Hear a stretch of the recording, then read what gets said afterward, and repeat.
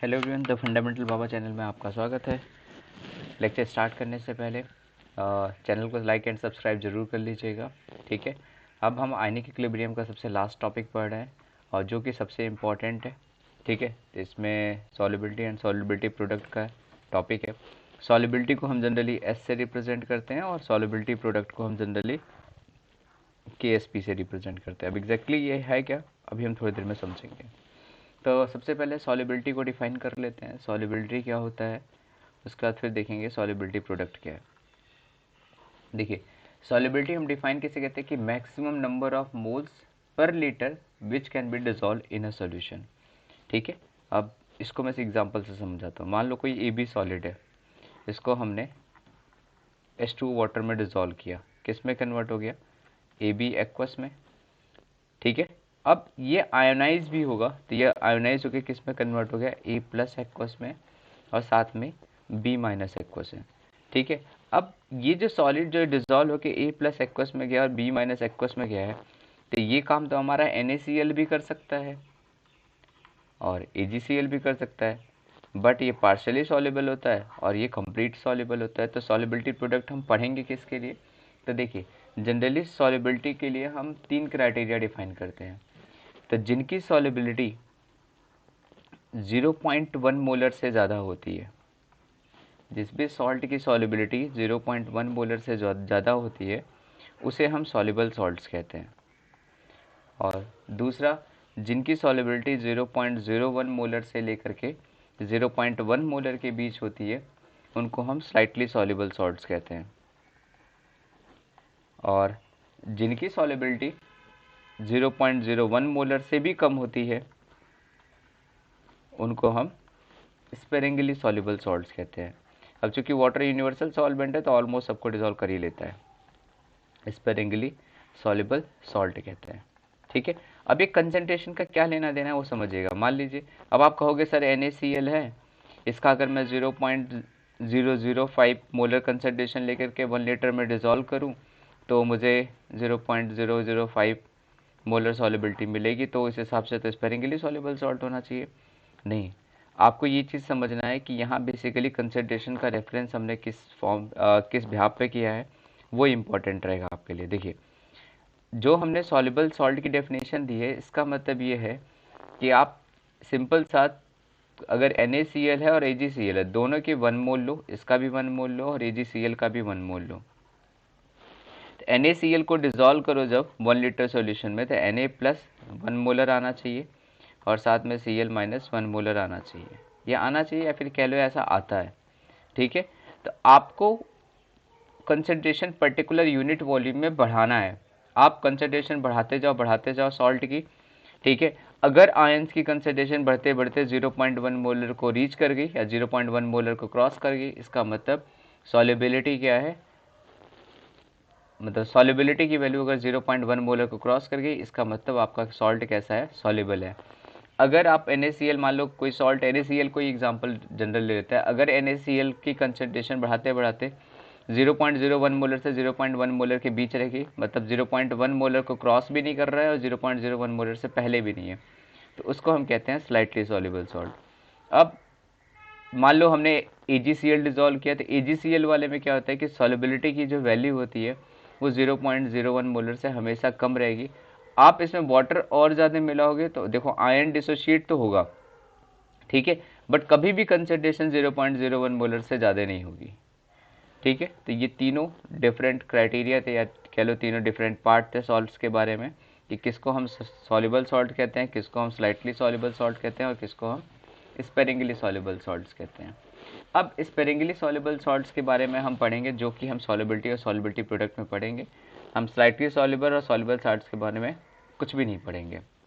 Okay, अब आते हैं अपने उस रिएक्शन पे जो हमने लिखा था कि AB सॉलिड है, इसको हमने पानी में मिलाया, किस में कन्वर्ट हो गया, AB एक्वस में कन्वर्ट हो गया।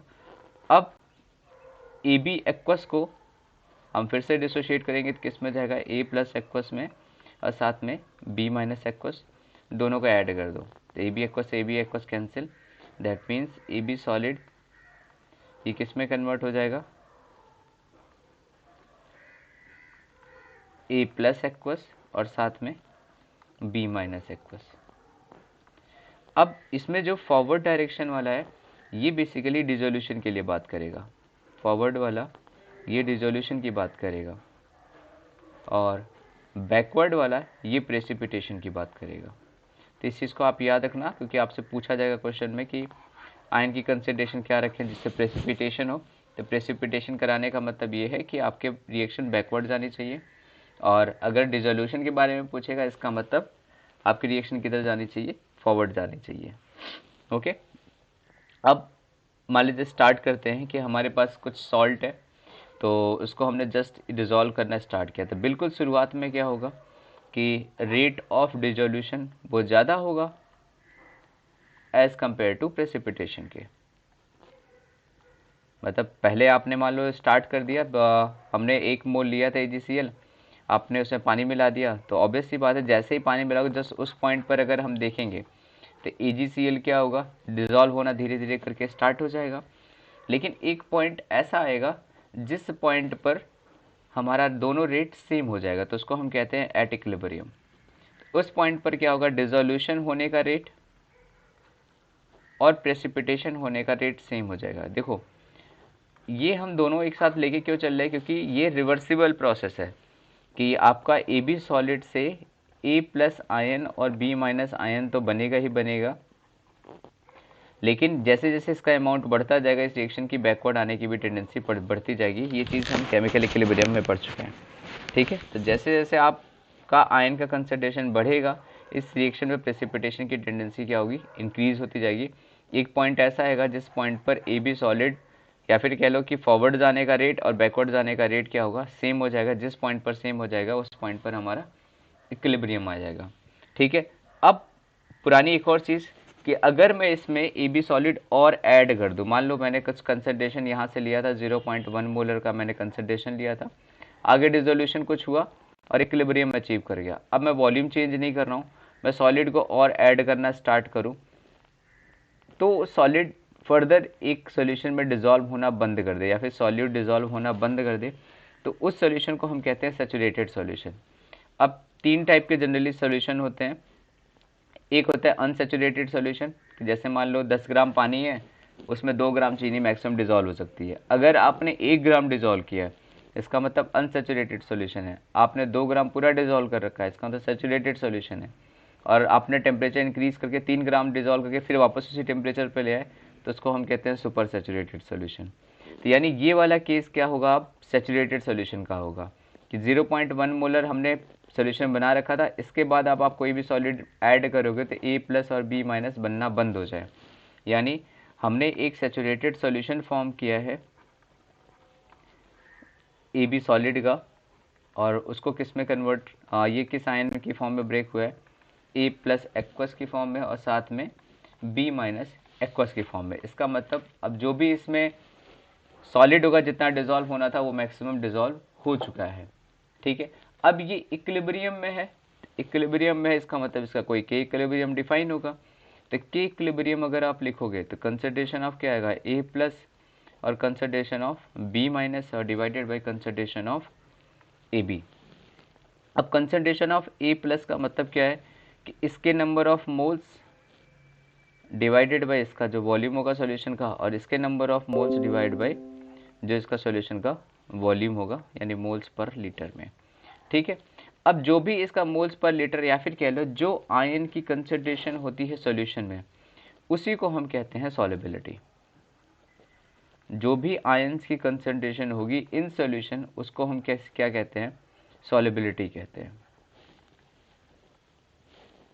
ठीक है। तो इसको आप मेंशन कर सकते हो कि in a saturated solution the concentration of ion represent the solubility of sparingly soluble salt. तो इसको मैं लिख देता हूँ।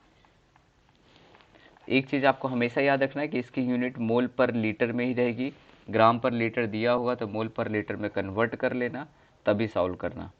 अब इस AB को इधर लाके मल्टीप्लाई कर दो, तो के equilibrium concentration of AB that is equal to concentration of A plus और multiply by concentration of B minus. तो देखो यहाँ पे A की सॉल्युबिलिटी लिखी हुई है, यहाँ B की सॉल्युबिलिटी लिखी हुई है, और जो के इक्विलिब्रियम मल्टीप्लाई बाई AB है वो इन दोनों सॉलिबिलिटी के प्रोडक्ट के बराबर है। तो यहाँ से हम एक नई चीज़ निकाल के लेके आते हैं, दैट इज़ कॉल्ड KSP, और इसकी वैल्यू किसके बराबर होती है, कंसंट्रेशन ऑफ A प्लस और कंसंट्रेशन ऑफ B माइनस के बराबर होती है, और इसी को हम कहते हैं सॉलिबिलिटी प्रोडक्ट। आई थिंक आपको सॉलिबिलिटी प्रोडक्ट अब क्लियर हो गया होगा किस चीज़ को कहते हैं। दूसरी चीज़ ऐसे भी कह सकते हो कि एक्टिव मास AB सॉलिड है तो इसका 1 होगा, तो जो इस रिएक्शन का K इक्विलिब्रियम होगा वही KSP के भी बराबर होगा। तो दोनों बात सही है, आप कान इधर से पकड़ो चाहे उधर से पकड़ो, कान तो आपका ही पकड़ाएगा। ठीक है, तो ये हो गया KSP के बारे में बात। अब हम आते हैं कि सॉलिबिलिटी हम निकालते कैसे हैं। तो जैसे मान लीजिए हमारे पास AB कोई सॉलिड है, इसको हमने डिज़ोल्व किया, ठीक है, इसमें टूटा A प्लस एक्वस और साथ में B माइनस एक्वस, और आपसे पूछेगा इसकी KSP क्या होगा। तो मान लो हम जनरली सॉलिबिलिटी को रिप्रेजेंट किससे करते हैं, S से। तो इसके 1 मोल से A प्लस कितना बन रहा है, 1 मोल, तो सॉलिबिलिटी क्या लिख दिया हमने, S के बराबर, और इसके फिर 1 मोल से ये कितना बन रहा है, S के बराबर। यानी सोल्यूशन में कंसंट्रेशन ऑफ A प्लस कितना है, S, और सोल्यूशन में कंसंट्रेशन ऑफ B माइनस कितना है, S। तो KSP की वैल्यू किसके बराबर होगी, S multiply by S, that is equal to S square के। दूसरा एग्जाम्पल, मान लो AB2 सॉलिड है, इसको डिसोशिएट करो, A plus aqueous plus 2B minus aqueous, ठीक है। अब 1 मोल से ये कितना बन रहा है, 1, तो इसका मतलब S, ये 1 मोल से कितना बन रहा है, 2, यानी कितना हुआ, 2S। अब KSP बेसिकली क्या था, कंसंट्रेशन ऑफ A प्लस और कंसंट्रेशन ऑफ B माइनस का स्क्वायर। तो कंसंट्रेशन ऑफ A प्लस कितना है अपने पास S, और कंसंट्रेशन ऑफ B माइनस कितना है 2S, इसका स्क्वायर करोगे तो अपने पास कितना आ जाएगा, S multiply 4S square, that is equal to 4S cube. अब मान लो एक एग्जांपल लेते हैं A2B3 का, तो इसको डिसोशिएट करोगे, 2A plus 3 plus 3B minus 2। अब इसके 1 मोल से कितना बना है, 2, यानी 2S, और इसके 1 मोल से कितना बना है, 3, यानी 3S।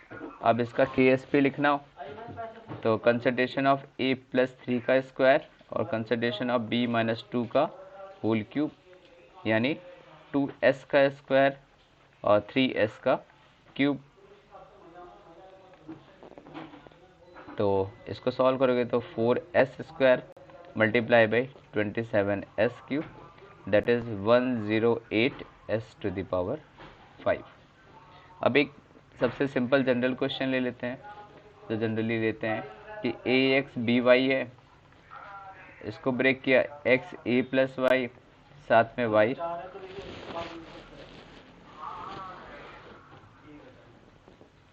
साथ में y BX माइनस, इसके 1 मोल से कितना बना x, तो यानी x इंटू एस, इसके 1 मोल से कितना बना y, यानी y इंटू एस। तो इसका KSP लिखोगे कितना आएगा, concentration of A plus y की पावर x और concentration of B minus x की पावर y, यानी x into s to the power x और y into s to the power y। तो इसको सॉल्व करोगे, x की पावर x, s की पावर x, y की पावर y और s की पावर y। तो अपना आंसर क्या आएगा, x की पावर x, y की पावर y और s की पावर। सॉलिबिलिटी में डिफरेंट टाइप से क्वेश्चन बनते हैं। तो पहला हम टाइप लेते हैं solubility of sparingly soluble salt in water. Simple मतलब हमने कुछ और नहीं मिला रखा है, solubility of sparingly soluble salt in water, simple, ठीक है। तो इससे रिलेटेड एक क्वेश्चन लेते हैं, जैसे Hg2Cl2 है, इसके लिए KSP आपको दे रखा है और आपसे सॉलिबिलिटी पूछी है। तो सबसे पहले आप Hg2Cl2 को डिसोशिएट करो। तो इसको डिसोशिएट करने से पहले एक चीज़ ध्यान रखना कि Hg2 2 प्लस में डिसोशिएट होता है और साथ में 2Cl माइनस होता है। तो गलती से ये मत कर देना कि 2Hg प्लस में डिसोशिएट कर दो, ये गलती मत करना आप, ठीक है। अब इससे लिखो, इसके 1 मोल से 1 मोल बनता है यानी सॉलिबिलिटी S, इसके 1 मोल से 2 मोल बनता है यानी सॉलिबिलिटी 2S। तो KSP की वैल्यू कितनी आएगी, S मल्टीप्लाई बाई 2S का square, that is 4S cube, is equal to कितना दे रखा है, 10.8 into 10 to the power minus 23, यानी S cube equal to 10.8 upon 4, 4 two ज़ा 8 एंड 4 7 ज़ा 28 multiply by 10 to the power minus 23, यानी 27 into 10 to the power minus 24। तो S की वैल्यू कितनी आएगी, 27 की power 1/3 and 10 to the power minus 24 की power 1/3, that is 3 into 10 to the power minus 8. That is the final answer. चलिए एक second question और कर लेते हैं। मान लीजिए आपके पास एक कंपाउंड है AB2 और इसके लिए आपको KSP दे रखा है 9 into 10 to the power minus 9। आपको इसके लिए S की वैल्यू बतानी है, यानी सॉलिबिलिटी बतानी है। तो अगेन इसको डिसोशिएट करोगे AB2 सॉलिड यानी A+2 एक्वस और साथ में 2B माइनस एक्वस की फॉर्म में ब्रेक होगा। तो इसके लिए S और इसके लिए कितना बनेगा 2S। अब KSP का फॉर्मूला लगाओ, consideration of A+2 and consideration of B minus का square, that is S multiply by 2S का square, that is 4S cube equal to 9 into 10 to the power minus 9। S cube की value कितनी आएगी 9/4 into 10 to the power minus 9। तो S की value क्या आएगी 9/4 की power 1/3 into 10 to the power minus 3। That is the final answer. चलिए अब टाइप सेकेंड पे आते हैं। टाइप सेकेंड का मतलब ऐसे ही सॉलिबिलिटी हमें देखनी है जब उसका कॉमन आयन प्रेजेंट हो। तो टाइप सेकेंड क्या है, in presence of common ion. अब इससे सीधा एक रिलेटेड क्वेश्चन लेते हैं, उसके बाद इसको सॉल्व करेंगे कॉमन आयन की प्रेजेंस में। चलिए नेक्स्ट हमारे पास क्वेश्चन ये है कि solubility of AgCO3 in water, और इसकी कंसंट्रेशन दे रखी है 1 into 10 to the power minus 4 mole पर लीटर, और आपको सॉलिबिलिटी बतानी है इन 0.01 मोलर Na2CO3 हमने ले रखा है। आपको KSP की वैल्यू नहीं दे रखी है, तो वो हम पहले कैलकुलेट करेंगे, उसके बाद सॉलिबिलिटी निकालेंगे। हमें पहले क्या कहा कि Ag2CO3 की सॉलिबिलिटी कितनी है, मतलब S की वैल्यू दे रखी है। तो देखो यहाँ पे कितना मिलेगा 2S और यहाँ पे कितना मिलेगा S। तो ये हमको क्या दे रखा है, S की वैल्यू दे रखी है। तो सबसे पहले आप क्या करो, KSP निकालो। KSP क्या आएगा 2S का square multiply by S, that is equal to KSP, यानी 4S cube equal to KSP। KSP की वैल्यू कितनी आएगी 4 मल्टीप्लाई बाय S मतलब 10 टू द पावर माइनस 4 का whole cube, that is 4 into 10 to the power minus 12। ये हमारे पास क्या आ गया, KSP की वैल्यू आ गई। चलिए अब फिर क्वेश्चन में क्या कहा हुआ है कि आपको सॉलिबिलिटी बतानी है Na2CO3 सॉल्यूशन में प्रेजेंट होना चाहिए। यानी अब जब आप इसको डिसॉल्व करोगे एक ऐसे सॉल्यूशन में जिसमें Na2CO3 पहले से प्रेजेंट है, तो हमारे पास क्या आएगा 2Ag प्लस और साथ में CO3 2 माइनस। इसके लिए हमने नया सॉलिबिलिटी S डैश डिसाइड कर दिया, तो 2S डैश और ये कितना बना S डैश। अब Na2CO3 पहले से प्रेजेंट है, तो इसको डिसोशिएट करोगे तो 2Na प्लस और साथ में CO3 2 माइनस। अब Na2CO3 कितना लिया 0.01 मोलर, यानी इसके रिस्पेक्ट में 2Na प्लस भी कितना आएगा 0.02 मोलर और CO3 2 माइनस कितना आएगा 0.01 मोलर। तो देखो CO3 2 माइनस भी उसी सॉल्यूशन में है और ये भी उसी सॉल्यूशन में है, तो टोटल CO3 2 माइनस कितना हो जाएगा S डैश प्लस 0.01। तो हम यहाँ S को नेग्लेजिबल मान लेते हैं, तो अप्रॉक्सीमेट कितना आ जाएगा 0.01 के बराबर। अभी फिर हम कैलकुलेशन देखेंगे। अभी आप अगर मेंस तक ये काम चल जाता है नेग्लेजिबल करने वाला, ठीक है, एडवांस के पॉइंट ऑफ व्यू से एक क्वेश्चन डिस्कस करूँगा, वो उसमें हम नेग्लेक्ट नहीं करेंगे, ठीक है। 2Ag प्लस है यानी 2S डैश का square multiply by concentration of CO3 2 minus का 1 पावर में, यानी 4S डैश का square multiply by CO3 2 minus की कंसंट्रेशन कितनी है 0.01। KSP कितना था 4 into 10 to the power minus 12, तो 4 से 4 कैंसिल। S डैश स्क्वायर यहाँ कितना 10 की पावर माइनस 2, यहाँ सॉल्व करोगे कितना बचेगा 10 की power minus 10। S dash square equal to 10 to the power minus 10, S dash की वैल्यू कितनी आ गई 10 की पावर माइनस 5। तो नया solubility this is the answer. Cross check करना हो तो चेक कर लो। देखो S dash plus 0.01, S dash कितना है 10 टू द पावर माइनस 5 और ये कितना है 10 टू द पावर माइनस 2। तो ये वैल्यू ज़्यादा बड़ी है, ये वैल्यू ज़्यादा छोटी है, तो हम नेगलेक्ट कर सकते हैं। इसका मतलब हमारा नेगलेक्शन करेक्ट था। अब आते हैं एक ऐसा एग्जांपल जिसमें नेगलेक्शन ज़रूरी नहीं हो, मतलब जिसमें नेगलेक्ट हमें करना नहीं पड़े। तो अगला क्वेश्चन है हमारा, चलिए ये हमारा नेक्स्ट क्वेश्चन है। हमारे पास क्या है, AgCl का सोल्यूशन है जिसमें 10⁻⁴ मोल NaCl है, लेकिन सोल्यूशन कितना है, 10 लीटर है। तो सबसे पहले NaCl की कंसंट्रेशन निकालो, 10⁻⁴ मोल है डिवाइड बाई 10, यानी 10⁻⁵ मोलर NaCl का सोल्यूशन हो गया। इसको डिसोशिएट करो, किस में जाएगा, Na+ और साथ में Cl-। तो Na+ हमें कितना मिलेगा, 10⁻⁵ मोलर, और Cl- कितना मिलेगा, 10⁻⁵ मोलर। अब AgCl के लिए कहानी लिखो, तो AgCl को डिसोशिएट करोगे, किस में जाएगा, Ag+ और साथ में Cl-। Ag+ कितना मिलेगा, S, और Cl- S, इसके अलावा Cl- यहाँ से भी है, तो प्लस 10⁻⁵। तो पहले आप क्या करो, ऑलमोस्ट नेग्लिजिबल मान के किसके बराबर लिख लो, 10⁻⁵ के। अब KSP की इक्वेशन लगाओगे, तो KSP इक्वेशन किसके बराबर होती है, consideration of Ag+ into consideration of Cl- के, S इंटू Cl- कितना माना, 10⁻⁵, और KSP कितना, 10⁻⁻10। तो हमारे पास कितना आ जाएगा, 10⁻⁻5, यानी S की वैल्यू कितनी आ गई, 10⁻⁻5। अब जहाँ नेगलेक्ट किया था वहाँ देखो, तो हमने यहाँ 10⁻⁻5 के रिस्ट्रिक्टेड 10⁻⁻5 नेगलेक्ट कर दिया है, इसका मतलब ये कैलकुलेशन गलत है हमारी। तो अब क्या करना पड़ेगा, तो अब आपको पूरा सॉल्व करना पड़ेगा, यानी KSP क्या लिखोगे, S into S plus 10⁻⁻5 that is equal to 10⁻⁻10, यानी S square 10⁻�5S equal to 10⁻⁻10, यानी S square plus 10⁻⁵S minus 10⁻⁻10 equal to 0।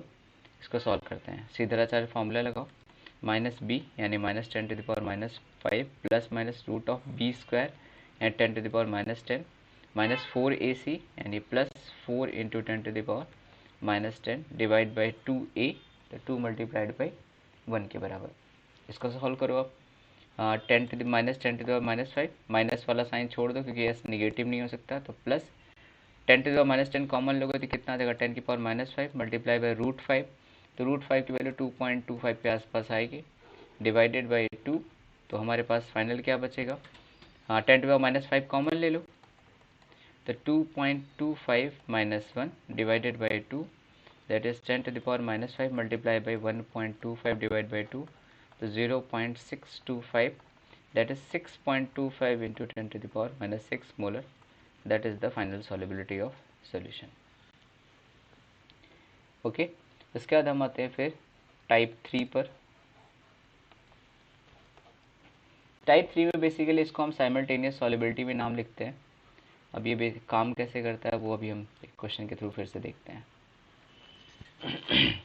चलिए, साइमल्टेनियस सॉलिबिलिटी में क्या करते हैं, बेसिकली हम दो स्पेरिंगली सॉल्युबल सॉल्ट को एक साथ डिसॉल्व करते हैं। देखो, जो बच्चे मेडिकल और बोर्ड की तैयारी कर रहे हैं वो टाइप 1 टाइप 2 के बाद अब इसके आगे उन्हें देखने की ज़रूरत नहीं है।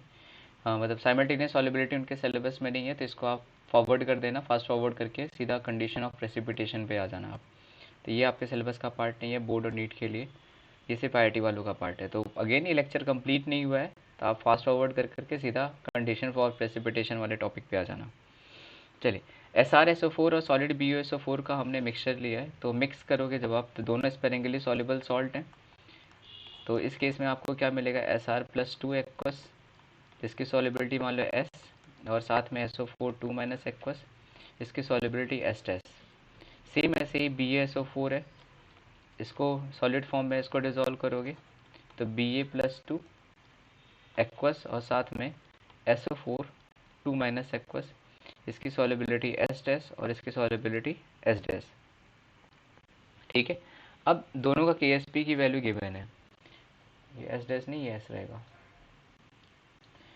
इसके लिए अगर KSP का फॉर्मूला लगाओगे तो ये कितना आएगा, S मल्टीप्लाइड बाई S, और BaSO4 के लिए लगाओगे तो क्या आएगा, KSP का formula S' multiply by S', और जैसे ये लगाओगे आपका आंसर गलत हो जाएगा।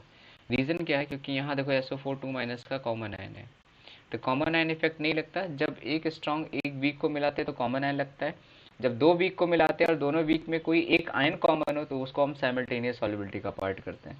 तो यहाँ पे क्या आएगा, S + S' और यहाँ पे क्या आएगा, S' + S, यानी इसकी KSP ऐसे नहीं लिखा जाएगा, इसका KSP ऐसे लिखा जाएगा, S' multiply by S + S', और यहाँ क्या लिखा जाएगा, KSP = S multiplied by S + S'। अब इसको अगर आप सॉल्व करो तो ये किसके लिए लिख रहे हैं, SrSO4 के लिए। तो वैल्यू दे रखी है 7.5 इंटू 10⁻⁻7। S का मतलब concentration of Sr+2 multiply by S plus s dash, और यहाँ के KSP आपको कितनी दे रखी है 6 into 10⁻⁻8 multiply by S dash और S प्लस एस डैश। दोनों फर्स्ट और सेकंड इक्वेशन को ऐड कर दो, और ये सॉल्व करने का मेथड हमेशा इसी टाइप का ही रहेगा। फर्स्ट और सेकंड को ऐड अगर करोगे तो S into s plus s dash plus s dash into s plus s dash is equal to 6 into 10⁻⁻8 plus 75 into 10⁻⁻8। 7.5 को 75 कर लिया। अब यहाँ से s plus s dash common ले लो, तो बचेगा क्या, ये दूसरा s प्लस एस डैश, ये दोनों बच जाएंगे। टोटल सम करो कितना होगा 81 इंटू 10⁻⁻8, यानी s प्लस एस डैश की वैल्यू कितनी आएगी 81 इंटू 10⁻⁻8, और यानी s प्लस एस डैश की वैल्यू कितनी आ गई 9 इंटू 10⁻⁻4। तो ये बेसिकली आया क्या है, कंसंट्रेशन ऑफ SO4 2 माइनस आ गया कितना 9 इंटू 10⁻⁻4। अब SR+2 की कंसंट्रेशन पूछेगा तो KSP ऑफ SrSO4 ये कितना दे रखा है आपको 7.5 into 10⁻⁻7, that is equal to concentration of SR+2 जो कि हमको नहीं पता है, और SO4 2 माइनस कितनी है 9 इंटू 10⁻⁻4।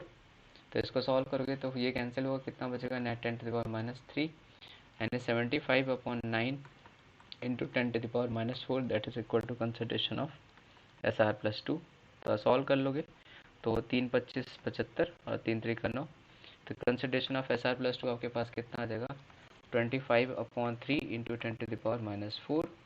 सेम ऐसे आप BA+2 की कंसंट्रेशन निकालोगे इसी मेथड से, तो आपको कितना मिल जाएगा ये अप्रॉक्सीमेट आई थिंक 2/3 इंटू 10⁻⁻4 मिलता है। तो एक बार सॉल्व करके चेक कर लेना आप, शायद यही आंसर आता है। चलिए नेक्स्ट हमारा टॉपिक आता है कंडीशन फॉर प्रेसिपिटेशन, मतलब अगला टाइप है, आप ऐसे भी कह लो टाइप 4 कंडीशन ऑफ प्रेसिपिटेशन। ठीक है, तो ये बेसिकली कंडीशन ऑफ प्रेसिपिटेशन क्या है कि मान लो एक सोल्यूशन है, उसमें आयन की कंसंट्रेशन किसी भी टाइम पर हम ले रहे हैं, तो जैसे केमिकल इक्विलिब्रियम में क्यू फैक्टर पढ़ा था, सेम वैसे इसमें भी है कि जैसे हमारे पास सोल्यूशन में ए प्लस आयन पहले से प्रेजेंट है, ठीक है, इसमें बी माइनस आयन अपनी तरफ से मिला रहा हूँ, तो आपको बेसिकली ये बताना होगा कि अगर ए प्लस आयन पहले से प्रेजेंट है और बी माइनस आयन मान लो 0.1 मोलर मैंने मिला दिया अपनी तरफ से, 0.1 मोल मिला दिया, तो आपको बताना होगा कि ए और बी कंबाइन करके आपस में प्रेसिपिटेट करेंगे या नहीं करेंगे। तो इसके लिए कंपलसरी ये है कि दोनों स्पेरिंगली सॉल्युबल सॉल्ट होने चाहिए, तो ही ये अप्लाई होता है, अदरवाइज नहीं होता है। ठीक है, तो हमारे पास है क्या, ए बी सॉलिड है, इसको हमने क्या किया ब्रेक करके ए प्लस एक्वस और साथ में बी माइनस में ब्रेक कर दिया। तो जैसे उसमें क्यू फैक्टर लिखते थे, यहाँ पे भी हम ionic product of water QIP लिखते हैं। तो QIP की वैल्यू किसके बराबर होती है, कंसंट्रेशन ऑफ A प्लस और concentration of B minus at any time होता है, मतलब सैचुरेटेड पहुँचा है नहीं पहुँचा है कोई मतलब नहीं, हम किसी भी टाइम पर अगर लिखें तो concentration of A plus into B minus होता है। अगर QIP की वैल्यू ग्रेटर देन KIP है, मतलब कंसंट्रेशन इनकी ज़्यादा है, तो अगर कंसंट्रेशन इनकी ज़्यादा है तो रिएक्शन किधर जाएगी, बैकवर्ड, रिएक्शन बैकवर्ड जाएगी, इसका मतलब प्रेसिपिटेशन होगा। ये पहला हो गया। दूसरे की बात करें, अगर QIP यानी ionic product of water KSP के बराबर है, इस केस में सैचुरेटेड सोल्यूशन है, तो किसी भी टाइप का प्रेसिपिटेशन नहीं होगा, यानी हम इसे क्या कह सकते हैं कि ये सैचुरेटेड सोल्यूशन है और इक्विलिब्रियम में।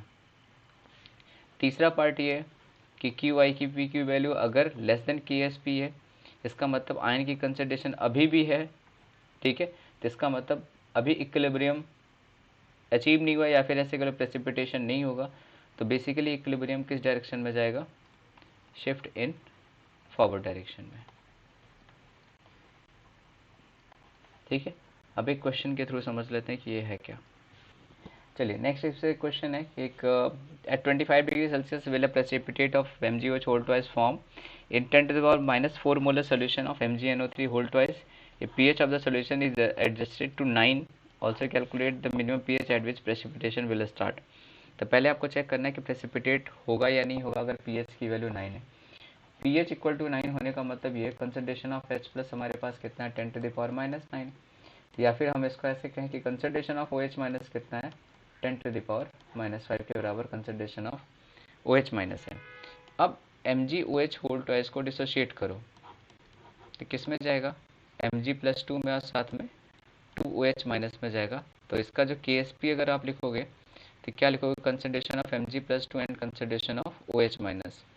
तो आप चेक करो OH माइनस की कंसंट्रेशन 10⁻⁵ है, Mg+2 की कंसंट्रेशन कितनी है। तो सोल्यूशन हमारे पास क्या था, MgNO3 होल ट्वाइस। मेटल के जो नाइट्रेट होते हैं वो 100% सॉल्युबल होते हैं, तो Mg+2 और साथ में 2NO3 माइनस। अब MgNO3 होल ट्वाइस की कंसंट्रेशन कितनी दे रखी थी, 10⁻⁴ मोलर, यानी Mg+2 भी कितना होगा, 10⁻⁴ मोलर, और NO3 माइनस कितना होगा, 2 इंटू 10⁻⁴ मोलर। यानी हमारे पास एक पहले से सॉल्यूशन है जिसमें Mg+2 की कंसंट्रेशन कितनी है, 10⁻⁴ मोलर है। इसमें हमने अपनी तरफ से OH माइनस मिलाया है और मिला करके OH माइनस की कंसंट्रेशन 10⁻⁵ कर दी है। अब QIP चेक करो, QIP क्या होता है, concentration of Mg+2 and concentration of OH minus का स्क्वायर। अब Mg+2 की कंसंट्रेशन कितनी है, 10⁻⁴, और OH माइनस कितना है, 10⁻⁵ का स्क्वायर, 10⁻⁴ मल्टीप्लाई बाई 10⁻⁻10, यानी 10⁻⁻14 क्या आ गया, QIP आ गया। अब KSP अपने पास कितना था, सिर्फ 10⁻11, यानी QIP कम आया है, KSP ज़्यादा है। तो बेसिकली इस रूल से हमें क्या मिला, QIP क्या है, लेस देन KSP है। इसका मतलब सॉल्युबिलिटी और बढ़ेगी, या फिर ऐसे कह लो फॉरवर्ड डायरेक्शन में रिएक्शन शिफ्ट होगी। इसका मतलब ऐसे भी कह सकते हो कि प्रेसिपिटेशन विल नॉट अकर, मतलब प्रेसिपिटेट नहीं फॉर्म होगा। ठीक है, तो फिर क्वेश्चन पूछा है कि किस कंसिडरेशन पर प्रेसिपिटेशन होगा। तो देखो हमारे पास Mg+2 का अमाउंट पहले से फिक्स है, तो जस्ट बाउंड्री कंडीशन ले लो कि जहाँ पर KSP के बराबर दोनों का मल्टीप्लिकेशन पहुँच जाएगा वहाँ पे प्रेसिपिटेशन हमारा स्टार्ट हो जाएगा। तो KSP की वैल्यू हमारी किसके बराबर दे रखी थी, 10⁻11, concentration of Mg+2 and concentration of OH minus. तो जिसके सॉल्यूशन में कंसंट्रेशन पहले से फिक्स दे रखी है उसको हम चेंज नहीं करेंगे, हमें चेंज क्या करना है, पीएच, या फिर कह लो चेंज क्या करना है, कंसंट्रेशन ऑफ OH माइनस। तो Mg+2 कितना है, 10⁻⁴, कंसंट्रेशन ऑफ OH माइनस अपने को पता नहीं है, तो यहाँ से कैंसिल करो, कितना आएगा, 10⁻⁷, यानी कंसंट्रेशन ऑफ OH माइनस कितना आएगा, 10⁻⁷ की पावर 1/2। आप ऐसे इसको लिख लो, 10 इंटू 10⁻⁸ की पावर 1/2, तो 10⁻⁴ multiply by √10 is the answer. या फिर आप ऐसे कह लो 3.14 into 10⁻⁴ is a concentration of OH minus which you have to add for precipitation। चलिए स्टार्ट करते हैं। दो स्पेरिंगली सॉल्युबल सॉल्ट है, एक NiOH होल ट्वाइस, दूसरा AgCN, जिसको हमने वाटर में डिसॉल्व किया। पूछा है कि कौन ज्यादा सॉल्युबल होगा। तो देखिए ज्यादा सॉल्युबल वो होता है जिसकी सॉल्युबिलिटी की वैल्यू ज्यादा हो, मतलब आपको चेक क्या करना है, S की वैल्यू। कई बार हम इससे भी कर सकते हैं कि जिसका KSP जितना ज्यादा सॉल्युबिलिटी उतनी ज्यादा होती है, बट आप मेरे अकॉर्डिंग आप प्रेफर क्या करना है कि आप S की वैल्यू से निकालना, और एग्जैक्टली सॉल्युबिलिटी के बारे में वही कंफर्म आंसर देगा। ठीक है, बाई चांस कई बार होता है कि KSP जितना ज्यादा होता है सॉल्युबिलिटी उतना ज्यादा, इस कॉन्सेप्ट को यूज करके हम आंसर ले आते हैं और आ भी जाता है कई बार। बट ज्यादा मोर एक्यूरेट तरीका यही है कि आप क्या करो कि आप उनकी रिस्पेक्टिव सॉल्युबिलिटी S की वैल्यू कैलकुलेट कर लो। तो ये आसान है, हम स्टार्टिंग से ही करते आ रहे हैं कि Ni+2 है, साथ में 2OH माइनस है, इसकी सॉल्युबिलिटी X और इसकी X, सॉरी 2X। तो इसको अगर लिखोगे तो KSP इक्वल टू X और 2X का whole square, that is equal to 2 into 10⁻⁻15, यानी 4x³ इक्वल टू 2 इंटू 10⁻⁻15, यानी x इक्वल टू क्या आएगा, 1/2 की पावर 1/3 इंटू 10⁻⁻5। आप सेम ऐसे AgCN के लिए कैलकुलेट करो, तो इसको डिसोशिएट करोगे Ag प्लस और साथ में Cn माइनस, इसकी सॉल्युबिलिटी y और इसकी सॉल्युबिलिटी y, तो KSP की value y multiplied by y, यानी वाई स्क्वायर की वैल्यू किसके बराबर आ जाएगी, 6 इंटू 10⁻⁻17, या फिर आप इसको ऐसे लिख दो, y square equal to 60 into 10⁻⁻18, that means y equal to root of 60 into 10⁻⁹। तो देखो इसमें KSP की वैल्यू इसकी ज्यादा है, इस हिसाब से सॉल्युबिलिटी किसकी ज्यादा आ गई, X की ज्यादा आ गई, या फिर कह लो NiOH होल ट्वाइस की ज्यादा आ गई और AgCN की कम आ गई। लेकिन इस केस में आ रहा है, कुछ क्वेश्चंस आपको मिल जाएंगे जिसमें S की वैल्यू कम ज्यादा हो सकती है अकॉर्डिंग टू KSP, तो आप इसको भी यहाँ पे आंसर करना ज्यादा एक्यूरेट रहेगा। X जिसका ज्यादा या फिर सॉल्युबिलिटी जिसकी ज़्यादा वो ज़्यादा सॉल्युबल होगा। ठीक है, नेक्स्ट टाइप पर हम आते हैं। अगला टाइप है हमारा सेलेक्टिव प्रेसिपिटेशन का।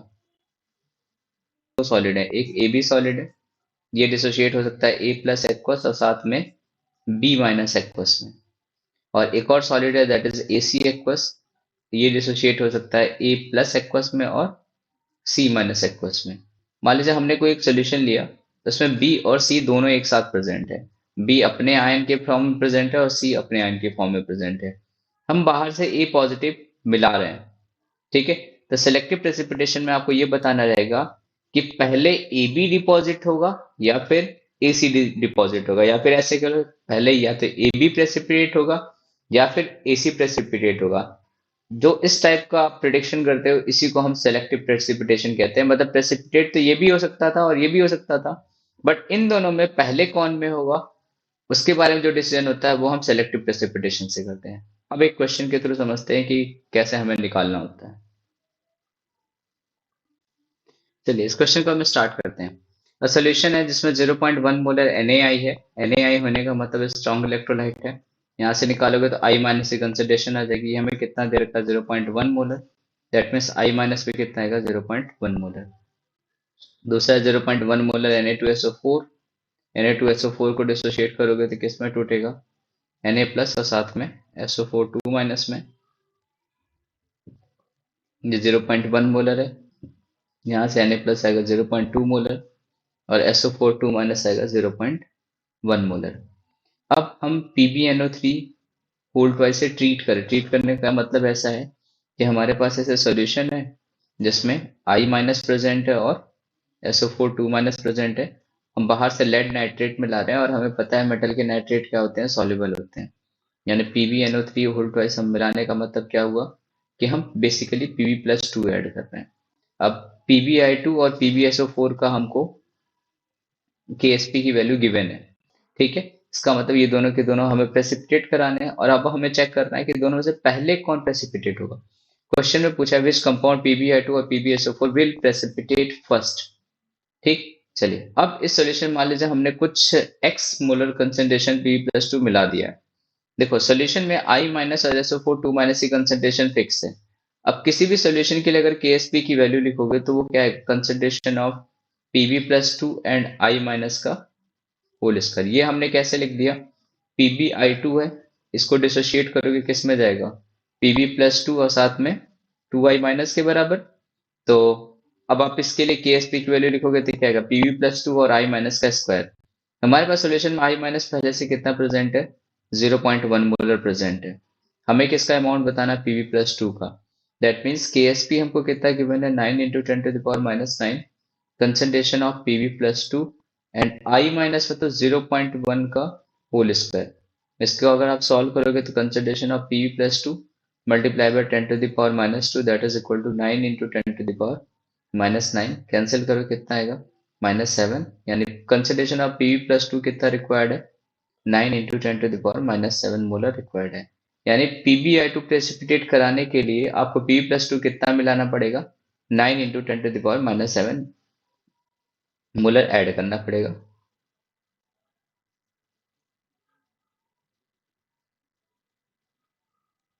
नाइन इंटू 10⁻⁷ मोलर आपको ऐड करना पड़ेगा। अब PbSO4 के लिए देखते हैं कितना रिक्वायर्ड होगा। PbSO4 के लिए सॉल्युबिलिटी वाली इक्वेशन लगाओगे तो ये टूटेगा किसमें Pb+2 में और साथ में SO4 2 माइनस में। ये हमारे पास पहले से 0.1 मोलर कंसंट्रेशन प्रेजेंट है।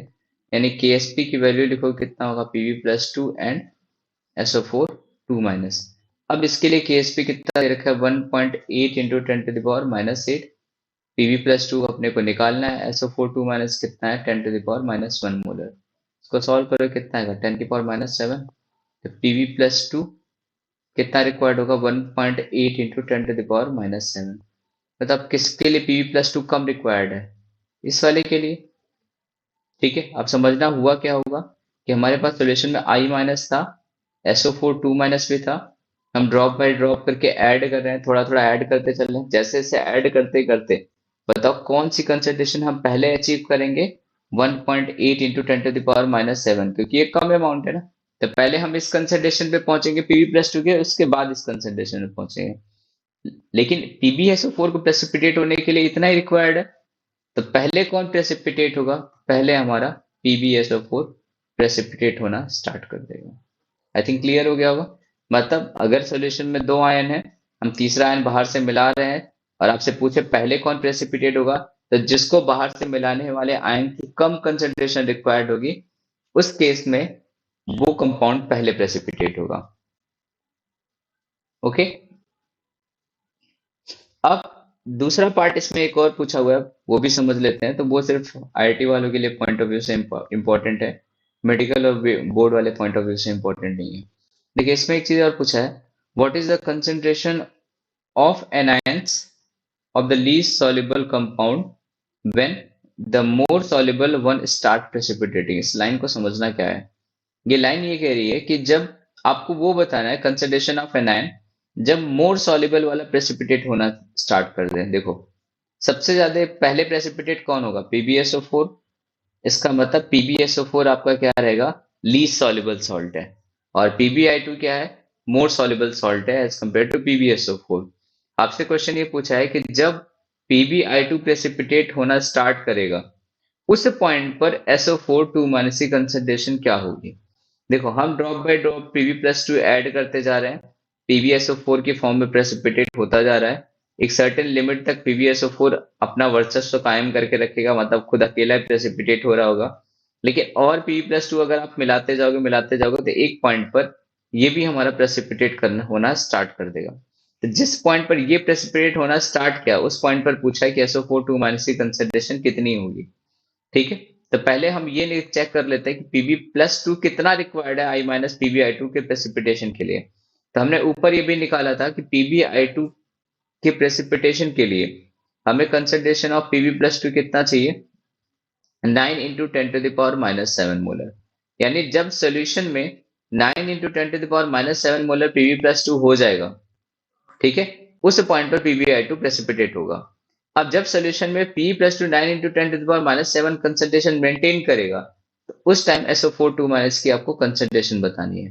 यानी आपको सिंपल क्या करना है, KSP ऑफ PbSO4 लगाओ, कंसंट्रेशन ऑफ Pb+2 और multiply by concentration of SO4 2 minus.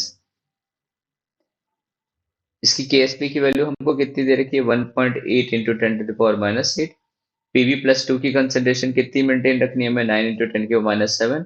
इस पॉइंट पर SO4 2 माइनस की कंसंट्रेशन हमसे पूछी है, तो 1.8 इंटू 10⁻⁸। इसको सॉल्व करोगे तो ये 0.2, यहाँ सॉल्व करोगे कितना आएगा? 10⁻⁻1।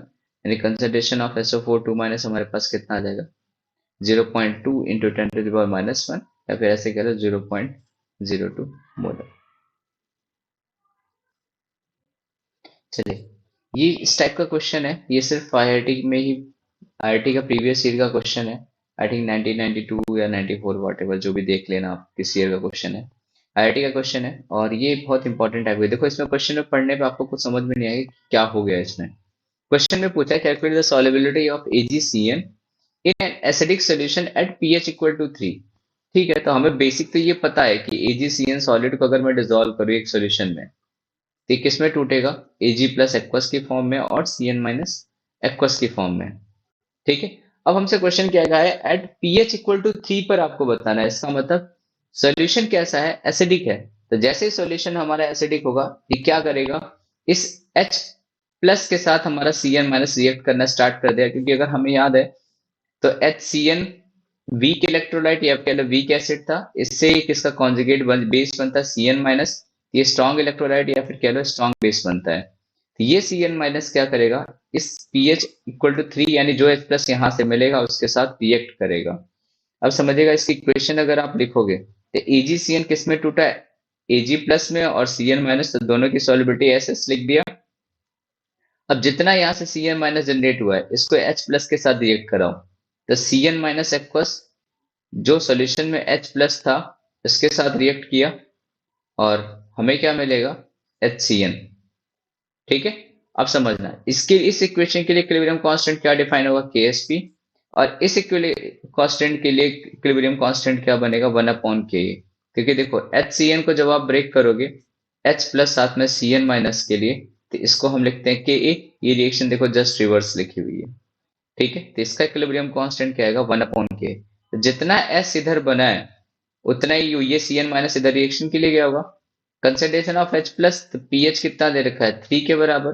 तो कंसंट्रेशन ऑफ H प्लस अगर आप लिखोगे तो यहाँ से क्या लिखते हो, 10⁻⁻3, ठीक है। तो that means concentration of H plus यहाँ कितना प्रेजेंट है, 10⁻⁻3। अब रिएक्शन करा है तो देखो हमें S की वैल्यू तो पता नहीं है, लेकिन ये पता है कि जितना Cn माइनस होगा सबका सब H प्लस के साथ रिएक्ट कर जाएगा। हाँ, अगर Cn माइनस एक्सेस में हुआ तो Cn माइनस बचेगा, H प्लस एक्सेस में हुआ तो H प्लस बचेगा, और दोनों बराबर में हुए तो कंप्लीट कंज्यूम हो जाएगी।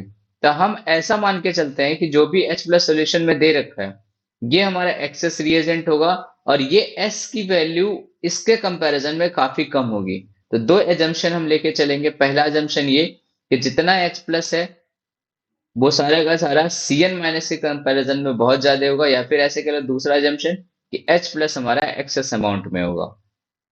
दोनों बात ध्यान रखना।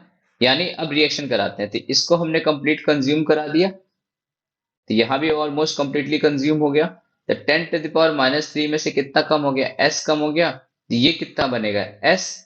अब इस रिएक्शन को ऐड कर दो, दोनों रिएक्शन को।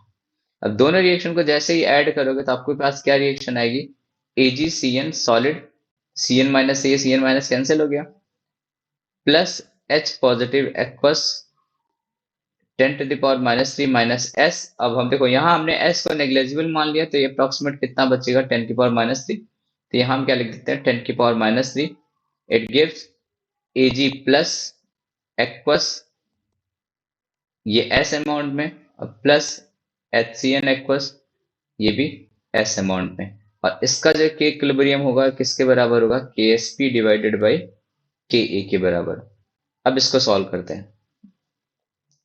के इक्विलिब्रियम यानी KSP की वैल्यू कितनी दे रखी है आपको क्वेश्चन में, 3.2 इंटू 10⁻⁻15, और KA की वैल्यू कितनी दे रखी है, 10⁻⁻8 is equal to S multiply by S upon 10⁻³ minus S, यानी S स्क्वायर अपॉन इसको 10⁻³ यहाँ सॉल्व करोगे कितना आएगा, 10⁻⁻7, यानी S square equal to S square upon 10⁻³ equal to 3.2 into 10⁻⁻7, यानी S square equal to 3.2 into 10⁻⁻10, यानी S तो 32 है, 32 का 18 टर्म 18 टर्म 324 होता है, तो 1.8 के आसपास ले लेते हैं इंटू 10⁻⁻5, यानी जो हमने एजम्पशन लिया था वो एजम्पशन हमारा क्रॉस चेक किया तो करेक्ट निकला। यानी सॉल्यूशन में सॉलिबिलिटी की वैल्यू कितनी आएगी, 1.8 इंटू 10⁻⁻5। चलिए इसी से एक मिलता जुलता क्वेश्चन बनता है, वो होता है बफर सॉल्यूशन के लिए। तो मैं क्वेश्चन लिख देता हूँ और इसी को हम डिस्कस कर लेंगे। h इक्वल टू 3, बस थोड़ा सा बफर डेट लिखने का मतलब थोड़ा सा चेंज आएगा, बाकी ऑलमोस्ट 99.9% वैसा ही रहेगा। अब समझाता हूँ चेंज क्या आएगा। देखो CaF2 सॉलिड फॉर्म में इसको डिसोशिएट करोगे, Ca+2 सॉलिड, सॉरी सॉलिड नहीं एक्वस, साथ में 2F माइनस एक्वस, ये S और यहाँ पर 2S। अब HF को आप डिसोशिएट करो,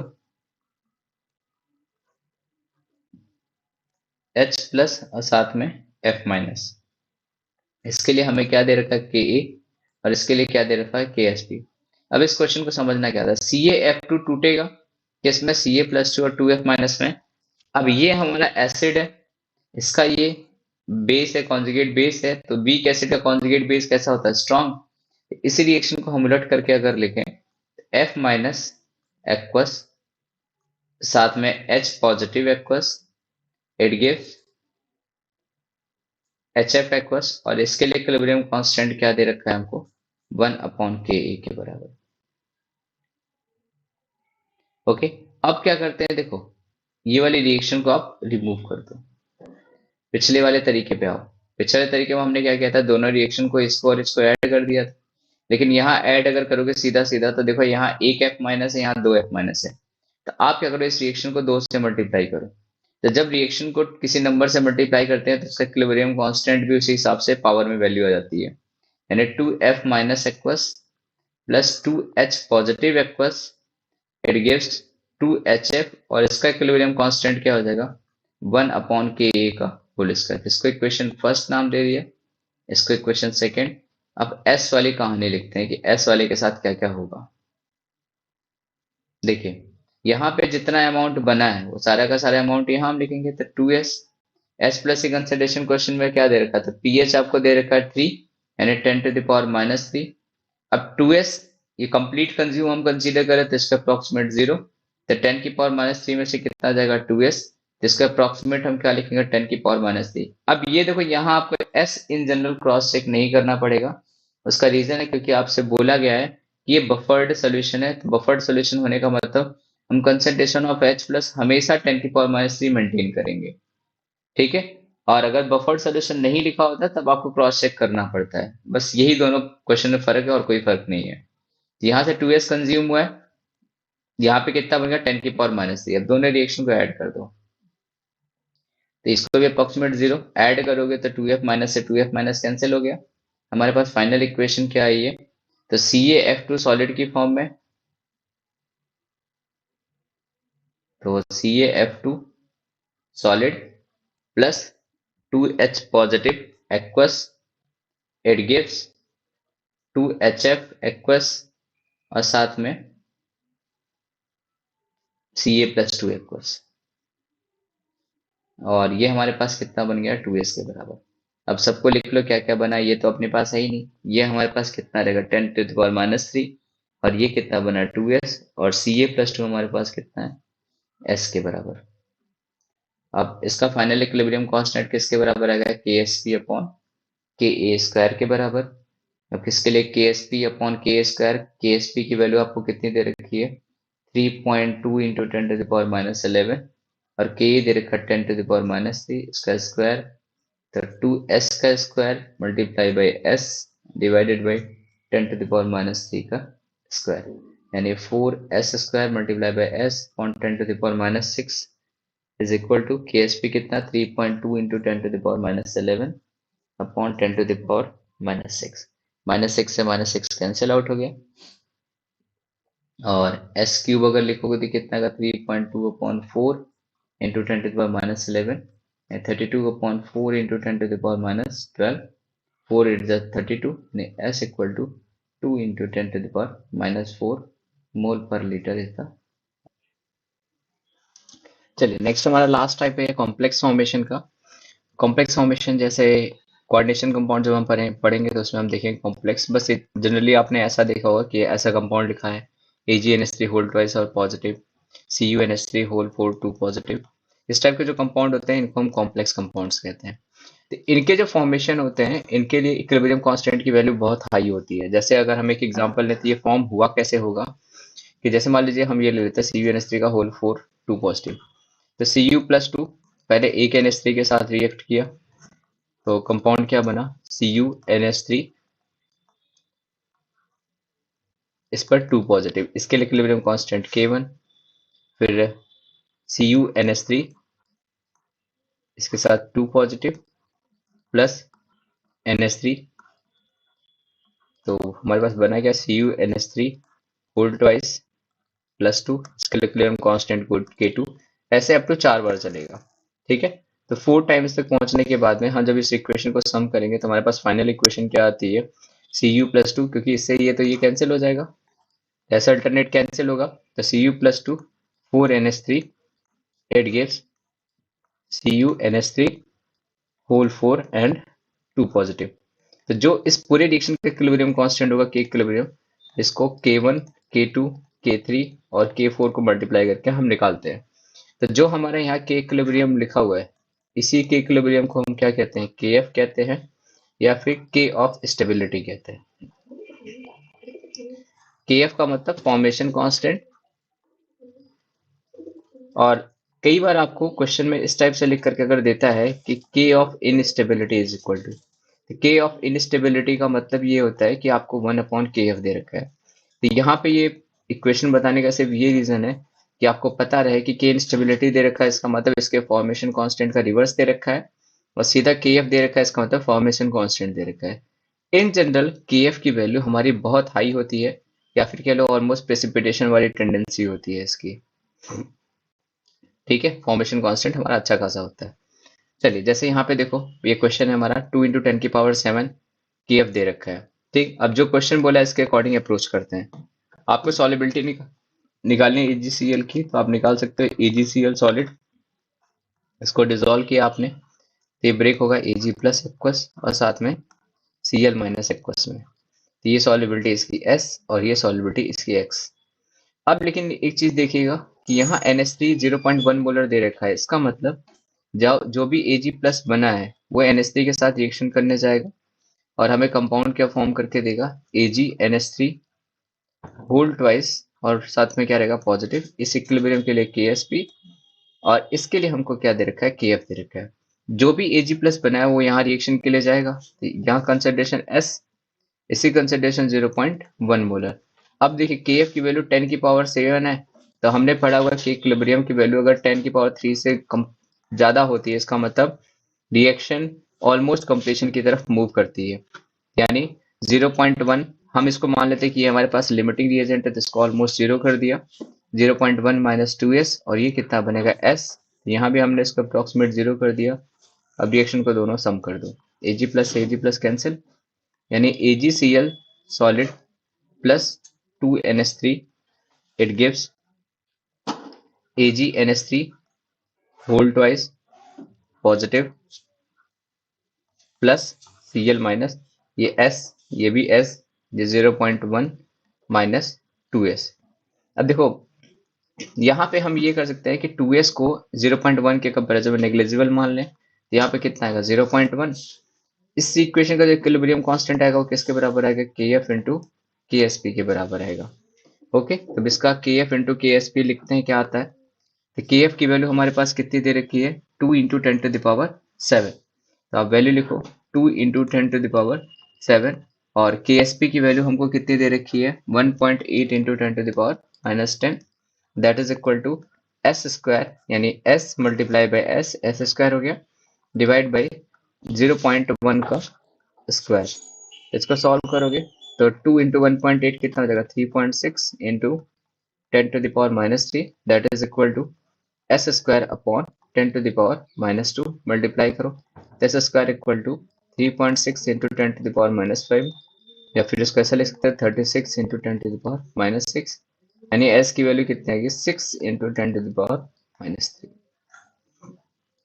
तो आप पहले अमाउंट देखो, आपने सही नेगलेक्ट वाला किया है कि नहीं किया है। तो हमारे पास वैल्यू कितनी थी 0.1, इसमें से माइनस क्या किया है 2 इंटू एस, यानी 2 इंटू 6 इंटू 10⁻⁻3, यानी 12 इंटू 10⁻⁻3, यानी 0.1 माइनस 0.012, तो अप्रॉक्सीमेट कितना आ रहा है 0.098 के आसपास। तो रफली आपका अप्रॉक्सीमेट आंसर करेक्ट है। ठीक है, थोड़ा ज्यादा करेक्शन के साथ अगर ऑप्शन चेक करना होगा तो आप 5.8 या 5.9 के आसपास का ऑप्शन मिल जाए तो उसको टिक मार्क करके आगे बढ़ लेना। ठीक है, और दूसरा मेथड, किसी को बेसिक अप्रोच ही करना है, नहीं नेग्लेक्ट करना है तो मत करो, कोई बात नहीं, इसको दूसरे तरीके से भी सॉल्व कर सकते हो। s multiply by s upon 0.1 minus 2s का square, that is equal to 1.8 into 10⁻⁻10 multiply by 2 into 10⁻+7, that is equal to 3.6 into 10⁻⁻3, या फिर 36 इंटू 10⁻⁻4। यहाँ क्या लिखा हुआ है, S square upon 0.1 minus 2s का whole square, that is equal to 36 into 10⁻⁻4। यहाँ से लिख सकते हैं s अपॉन 0.1 माइनस 2s इक्वल टू, तो देखो यार पूरे का स्क्वायर लिखा हुआ है इस पूरे नंबर का, तो अगर आप सॉल्व करो कितना आएगा 6 इंटू 10⁻⁻2। तो थोड़ा सा और सॉल्व कर लो, s equal to 0.1 into 6 into 10⁻⁻2 minus 12s into 10⁻⁻2, इधर लेकर के आओ, s plus 0.12s equal to 6 into 10⁻⁻3, तो यहाँ पे वैल्यू आएगी 1.12s equal to 6 into 10⁻⁻3, s की वैल्यू आएगी 6 अपॉन 1.12 इंटू 10⁻⁻3। इसको सॉल्व करोगे तो आई थिंक अप्रोक्सीमेट 5.8 के आसपास आना चाहिए into 10⁻⁻3, that is the final answer. Okay, आपका आने के इक्विलिब्रियम चैप्टर अब पूरा हो गया। ओके, नेक्स्ट चैप्टर हम थर्मोडायनेमिक्स अगले लेक्चर में अपलोड करेंगे। चलिए, ओके, थैंक यू।